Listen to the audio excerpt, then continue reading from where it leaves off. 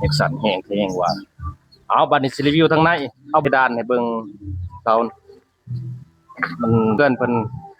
ฝีมือดีเฮ็ดเองเบิ่งเสาก็พอแห้งเอามาเข้ามาในบัดนี้กระโหลนี่ก็งามโอ้เบิ่งทางนี้เบิ่งไปโอ้งามงามเข้ามาในเย็นสวยเลยเบิ่งเพดานถ่ายเบิ่งเพดาน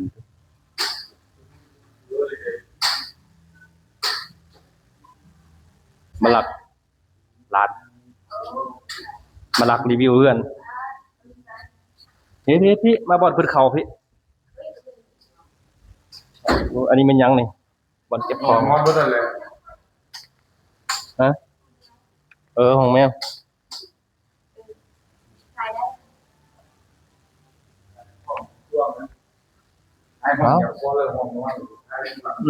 คือกันปฏิบัติ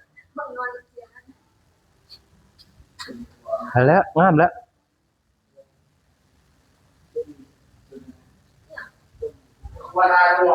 ฮะพายแล้ว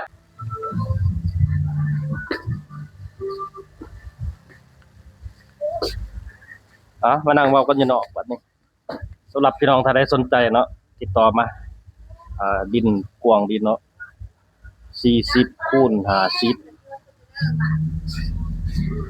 40 คูณ 50ราคาเพื่อนก็ใหญ่ดีสำหรับครอบครัวใหญ่เนาะ